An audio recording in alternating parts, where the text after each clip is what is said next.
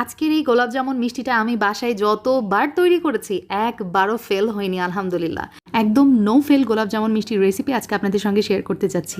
কড়াইয়ে 3 কাপ চিনি, 6 কাপ পানি আর 3টা এলাচ দিয়ে আমি জাল করে নিব। চিনিগুলো গলে গেলে চুলার জাল অফ করে একটা সাইডে রেখে দিচ্ছি। 2টা ডিমের সাথে উপরে লিখে দেওয়া উপকরণগুলো মিলিয়ে নেওয়ার পর খুব ভালোভাবে মিক্স করে এটাও একটা সাইডে রেখে দিচ্ছি। 1 কাপ গুঁড়া দুধ, হাফ কাপ ময়দা, 2 চা চামচ বেকিং সোডা আর ডিমের মিশ্রণ অল্প অল্প করে মিলিয়ে আঠালো ডো বানিয়ে নিব। আর সামান্য একটু ঘি ব্যবহার করেছি জাস্ট ফর নাইস ফ্লেভার। এখন হাত দিয়ে খুব সুন্দর করে এই যে দেখতে পাচ্ছেন গোল গোল করে আমি মিষ্টি বানিয়ে নিচ্ছি। চুলার একদমই লো আছে মিষ্টিগুলোকে ভেজে নিয়েছি আর হালকা কুসুম গরম শিরাতে গরম মিষ্টিগুলো দিয়ে দিলাম। আর এভাবে আমি শিরার মধ্যে মিষ্টিগুলো জাল করে নিয়েছি একদম ঘড়ি ধরে 15 থেকে 20 মিনিটের মতো। ঢাকনা দিয়ে এভাবে সারা রাত রেখেছিলাম রেস্টে। And you can see the result. আমার মিষ্টিগুলা কত বড় বড় হয়ে গেছে মাশাল্লাহ, আর রসে একবারে টইটুম্বুর। হোটেলের কেনা মিষ্টিও ফেল হয়ে যাবে এর কাছে।